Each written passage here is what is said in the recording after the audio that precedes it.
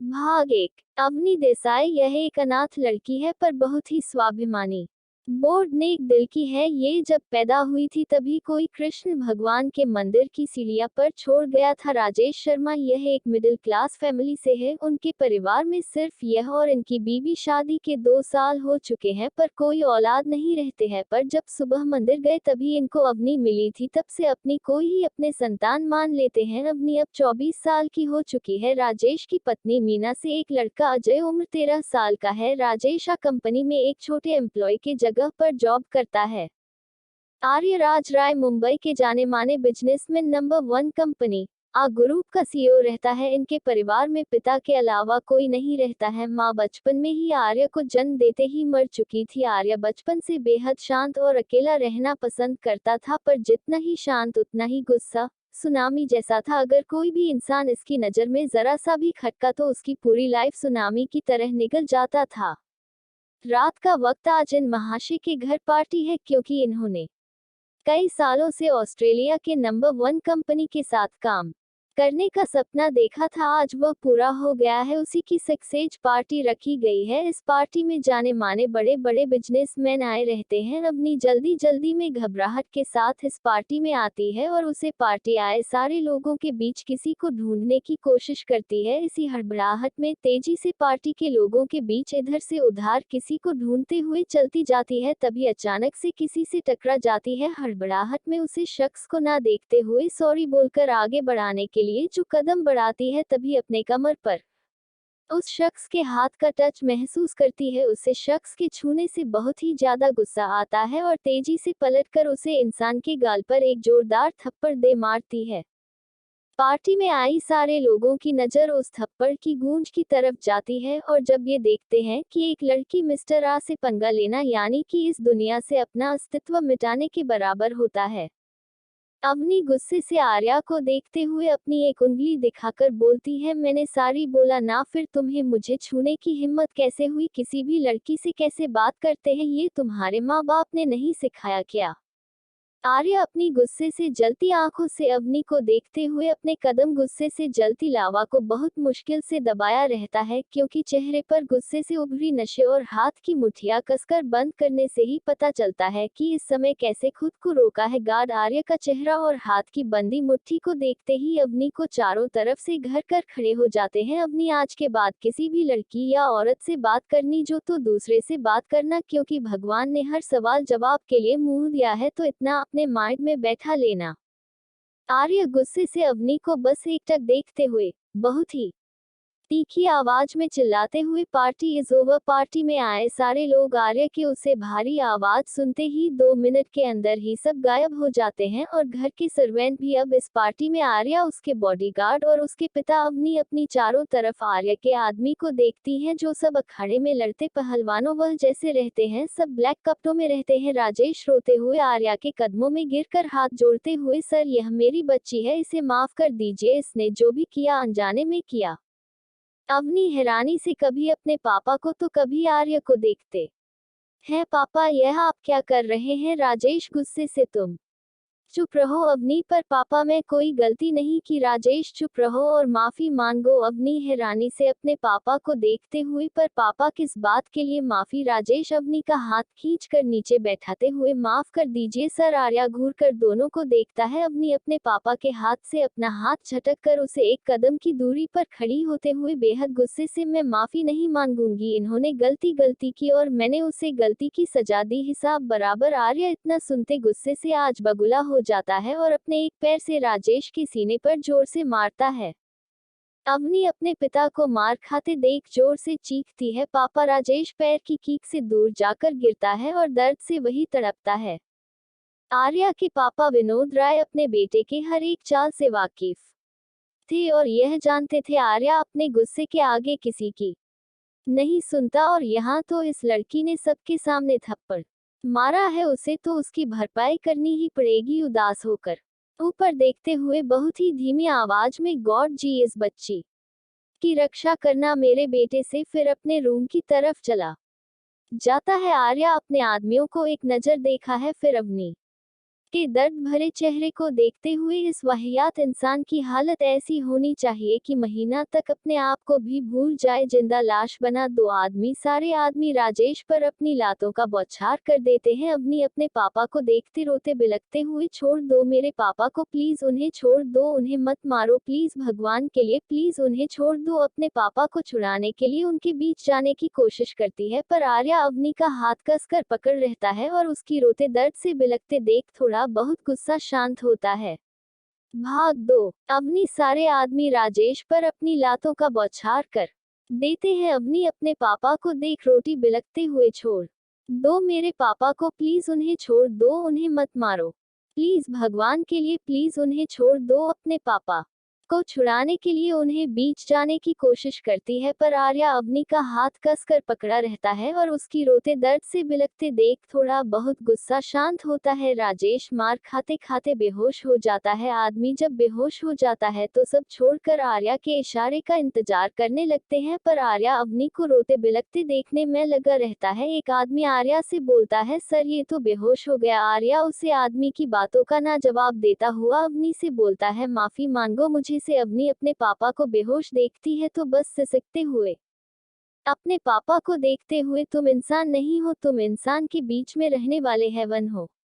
आदमी सब डरते हुए अवनी को देखते हैं, फिर अपनी नजरें नीचे करके अपने अपने मन में गॉड से प्रार्थना करते हैं कि इस लड़की को सद्बुद्धि दे। आर्या अवनी की बात सुनकर कसकर अपनी आंखें बंद कर लेता है और दांत पीसते हुए, मेरे कदमों में नाक रगड़कर माफी मांगो। अवनी आर्या को देखती है, अपनी आंखें बंद करके बहुत ही गुस्से से बोल रहा है, फिर अपने पापा को बेशुद्ध बेहोश पड़े देखती है। हेल्प के लिए आस भरी नजर से पूरे हाल में एक नजर घूमती है, पर वहां कोई नहीं रहता है। आर्या जब अवनी की कोई आवाज नहीं आती है तो गुस्से से अपनी आंख खोलकर अवनी को धक्का दे देता है। अपना हाथ बढ़ाते हुए पानी अपनी खुद को संभाल नहीं पाती है और नीचे मुंह के बल गिर जाती है। आदमी आर्या को एक गिलास पानी देता है। आर्या पानी का गिलास लेकर अवनी के पास जाता है और उसके चेहरे के सामने गिलास के पानी से अपनी उसे हाथ को धोता है, जिस हाथ से अवनी को पकड़ रहता है। अवनी वैसे ही नीचे गिरी रहती है और ऊपर आर्या जिस पानी हाथ धोता है वह सारा पानी उसके चेहरे और कंधे पर छोटों से भिटा है। रोते हुए अपनी आंखें लाचारी से कसकर बंद कर लेती है। आर्या अपने हाथ को धोते हुए खुद की औकात कभी नहीं भूलनी चाहिए। गिलास को नीचे फेंक कर अवनी के पास बैठकर उसकी बेचारी सी हालत देखकर, तुम जैसे लोग हमारे टुकड़ों पर पलते हैं जिसकी कीमत मेरे नजर में एक चोरों के बराबर भी नहीं है, इसीलिए ये याद रखना, झूठे पत्तल हमेशा कुड़ों में अच्छे लगते हैं, घर के दहलीजों में नहीं। इस बार तो तुम्हें जिंदा छोड़ रहा हूं, पर आगे से अपने जुबान को संभाल कर चलना, क्योंकि पता नहीं आगे ये जुबान ही ना रहे। उठकर जाते हुए इस लड़की को घर के बाहर फेंक दो। आदमी डरते हुए, सर और इस आदमी का क्या करें। आर्या जाते हुए रुक जाता है। अवनी डरकर आर्या को देखते हैं। आर्या वैसे ही बोलता है, इसको अस्पताल ले जाओ और याद रहे ये लड़की इस आदमी से ना मिल पाए। फिर अवनी की तरह पलटते हुए, अगर तुम इससे मिलना चाहती हो तो कल सुबह 10 बजे इस घर के गेट पर आ जाना। इतना बोलकर चला जाता है आदमी। राजेश को अपने साथ लेकर चले जाते हैं। अवनी अपने पापा के पास जाने के लिए उठाती है, पर तब तक एक आदमी उसके सामने आकर खड़ा हो जाता है। आदमी अवनी का हाथ पकड़ने के लिए अपना हाथ बढ़ाता है। अवनी अपने हाथ पीछे करते हुए, मैं चली जाऊंगी इतना बोलकर जाने लगती है। तभी आदमी, ये लड़की क्यों आग से खेल रही हो, अगर अपना और अपने परिवार को जिंदा देखना चाहते हो तो सर जो बोल रहे हैं वह कर दो। अवनी पीछे पलट का एक नजर उसे आदमी को देखते हैं, फिर वहां से अवनी बेजान शरीर के साथ अपने घर की तरफ चल देती है। आर्या बाथरूम में शव के नीचे अवनी के रोते हुए याद आता है, अवनी आज तक किसी की हिम्मत नहीं हुई मेरे खिलाफ मेरे सामने मुंह खोलने की, लेकिन तुमने सबके सामने मुझे थप्पड़ मारा। आर्या राज रॉय को हिसाब ही बात बोल रही थी ना, मेरा हिसाब ऐसा रहेगा कि तुम अपने दिमाग और जुबान से इस शब्द को ही भूल जाओगी। मेरा हिसाब सबसे हटकर होगा, याद करोगी मुझे हर पल। ऐसा हिसाब होगा। अवनी अपने घर के अंदर आती है तो अपनी माँ को तेजी तेजी से अपनी तरफ आते हुए देखते हैं। अवनी के लाल चेहरे पर आंसू के बहुत से निशाना बनाकर सूख चुके थे और लाल आंखें सूजी हुई थी दर्द से बेचारगी चेहरे को देखते। क्या हुआ है तुम्हें? उसके पीछे देखते हुए, तू तो अपने पापा को बुलाने गई थी ना। अवनी, माँ अजय कहाँ है? भाग 3। माँ दवा खाकर सो गया है, तेरे पापा नहीं आई अभी? धीरे से बोलता है पापा। फिर वह पल याद आते ही कि कैसे आ रही है कि आदमी उसके पापा को मार रहे थे। मुंह में ही सारी बातें रह जाती हैं, कुछ बोल नहीं पाती और अपने रूम की तरफ जाने लगती है। माँ, तुम अपने पापा को बुलाने गई थी ना? अवनी, वही कदम रुक जाते हैं और वैसे ही रूरी आवाज में शहर से बाहर पापा के बॉस की मीटिंग थी, इस वजह से उनके साथ पापा को जाना पड़ा। माँ, तूने अजय की हालत बताई थी अवनी? में जब तक जाती तब तक पापा जा चुके थे माँ। एक तो जब भी ऑफिस जाते हैं अपना फोन भी बंद कर देते हैं। पता नहीं उनका ये बस कैसा है जो फोन ऑफिस में ऑन ही नहीं करने देता। अवनी कुछ बोल नहीं पाती और भारी कदमों से अपने रूम की तरफ चली जाती है। आर्य का घर। अवनी सुबह 10 बजे से पहले ही आर्य के घर के गेट के सामने खड़ी हो जाती है। तभी अपने सामने बहुत सारी गाड़ियां आते हुए देखते हैं। उन गाड़ियों से बहुत सारे रिपोर्टर्स और कैमरे के साथ निकलते हैं। उनको देखकर यह सब यहाँ क्यों आए हैं? अब बड़ा आदमी है तो होगी कोई मसालेदार न्यूज़, शायद इसी के लिए आए होंगे। तभी गेट खुलने की आवाज आती है। रिपोर्टर सारी रिपोर्टर आर्य के विला के अंदर बड़े से हॉल में इकट्ठे हो जाते हैं। अवनी रात में उतने अच्छे से मिला को तो नहीं देखी थी, पर अब जब देती है तो हैरानी से आंखें चौंध दिया जाती है। तभी सामने से एक आदमी की आवाज आती है, सर्वेंट मैडम सर आपके अंदर बुला रहे हैं। अवनी उसे आदमी को देखते हैं, सफेद ड्रेस में रहता है उसके साथ। जब मिला के अंदर जाती है तो देखते हैं 25 से 30 रिपोर्टर्स एक साइड में चेयर पर बैठे रहते हैं और उनके सामने आर्य बैठा रहता है। आर्य किसी महाराज की तरह चेयर पर बैठा रहता है और अपने मोबाइल में देखते हुए अपने एक हाथ की उंगली से गिनती करता है। फिर तेज आवाज में बोलता है, स्टॉप। अवनी अभी रिपोर्टर्स के चेयर की लगी लाइनें की एक लाइन से अभी पीछे रहती है। इस सन्नाटे भरे हाल में आर्य की आवाज गूंजने लगती है। स्टॉप की आवाज सुनकर वही कदम रुक जाते हैं और अपने आगे पीछे अगल बगल देखी है कि आर्य किस रुकने को बोल रहा है, पर उसके अलावा कोई नहीं दिखता है, क्योंकि जितने भी लोग रहते हैं एक गूंगे इंसान की तरह सब अपनी अपनी जगह पर बैठे रहते हैं। चाहे जो जहां खड़ा रहता है वह वहीं खड़ा रहता है और जो जहां बैठा है वहीं बैठा है, मानो एक पुतले के समान। फिर आर्य को देखते हैं। आर्य अवनी की तरफ एक नजर भी नहीं देता है, बस उसके कदमों की आवाज सुनकर ही जान जाता है। रिपोर्टर्स की तरफ देखते हुए, आप लोग सो रहे होंगे कि मैं अचानक आप सबको अपने घर क्यों बुलाया तो बता दूं। अवनी की तरफ बिना देखे अपने हाथों से इशारा करते हुए, इस लड़की की वजह से आज है यह आप सबकी ब्रेकिंग न्यूज।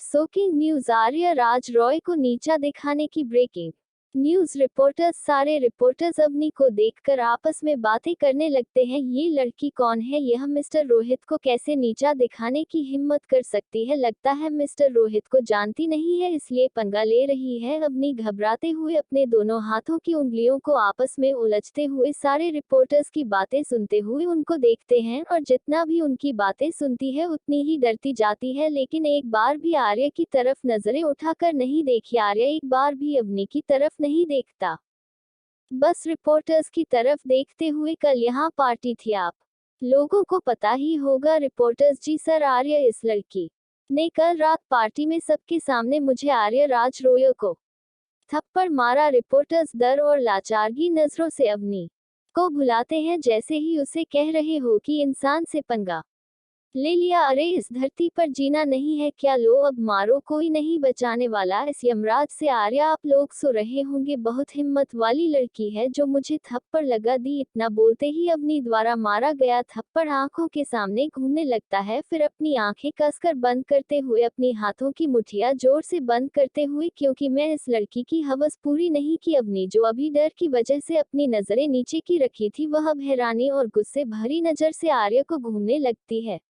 भाग 4। रिपोर्टर्स हैरानी से अवनी को देखने लगते हैं। आर्य चेहरे पर एक कुटिल मुस्कान के साथ अपने बगल में खड़े मैनेजर को अपने राइट हैंड की उंगली से इशारा करते हुए अपनी तरफ बुलाता है। मैनेजर आर्य के इशारे को देखते हुए अपने मन में सर का ये डेंजर स्माइल अपने दुश्मन के उसके आखिरी अंजाम का सिग्नल होता है। अब इस लड़की का नया डूब गई है, ऊपर वाले कुछ कर, इतना सोचते हुए अपने हाथ में चेक बुक ले जाता है और आर्य के हाथ में दे देता है। आर्य उसे चेक बुक को लेकर उसमें अपना सिग्नेचर करता है और उसे चेक बुक को ऊपर करते हुए रिपोर्टर्स को दिखाते हुए, ये चेक दिख रहा होगा, यह पूरे 10 करोड़ का चेक है। अब तुम सबको अपने तरीके से इस लड़की को इतना गिरा हुआ अपने अपने न्यूज चैनल पर ब्रेकिंग न्यूज बनाकर दिखाना है कि सारे लोगों की नज़र में ये लड़की बेहद गिरी हुई साबित हो और मैं सब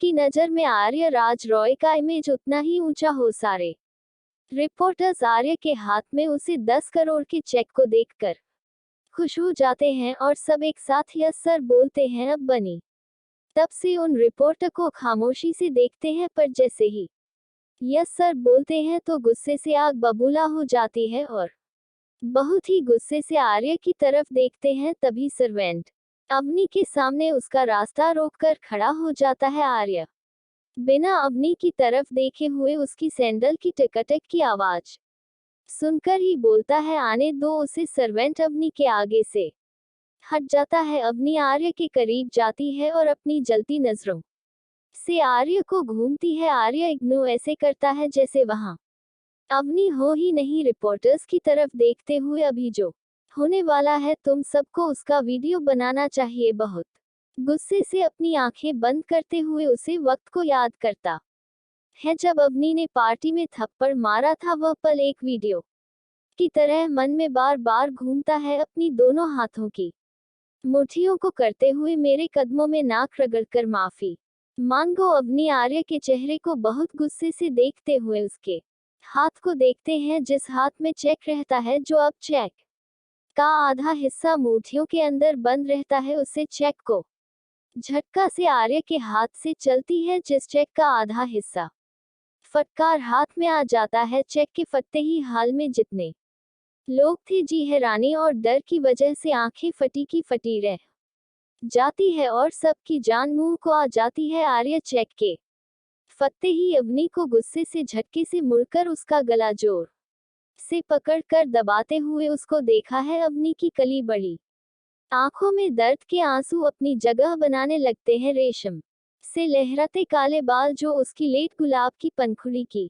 तरह लाल होठों के बीच में फंसी थी। आर्य तो जैसे अवनी आंखों को देखते ही खुद के वजूद को जैसे भूल सा गया। अवनी आर्य को एक तक खुद की तरफ देखते हुए उसे जोर का धक्का देकर खुद से दूर कर देती है। आर्य अवनी के धक्के की वजह से 2 कदम दूर चला जाता है। अवनी हाथ में लिए आधे चेक बुक को अपने हाथ से कई टुकड़ों में फाड़कर आर्य के चेहरे पर फेंकते हुए बोलती है, मैं इतनी कीमती नहीं हूं जो मेरी इज्जत उछलने के लिए अपने 10 करोड़ खर्च करो, और वैसे भी मेरी बदनामी कर कर तुम्हें मिलेगा क्या? मैं हूं कौन तुम्हारी लगती क्या हूं? ना मैं तुम्हारी बराबरी की हूं, ना हम एक दूसरे को जानते हैं, फिर इतना तुम्हें फर्क क्यों पड़ रहा है? मैं मानती हूं गलती की, तुमको जाने बगैर तुम्हारे गाल पर थप्पड़ जड़ दिया, पर उसके लिए तुमने सजा भी दी ना। मुझे एक थप्पड़ की सजा के लिए अपने आदमियों से मेरे पापा को मरवाया और तो और उनसे मिलने तक नहीं दिया। बड़े आदमी हो तो बड़ी सजा दी। आंखों में दर्द भरी आंसू लिए हाथ जोड़कर, बस अब बस करो ये तमाशा, मैं अनजाने में तुम पर हाथ उठाया, उसके लिए सॉरी, अब तो मेरे पापा को वापस कर दो।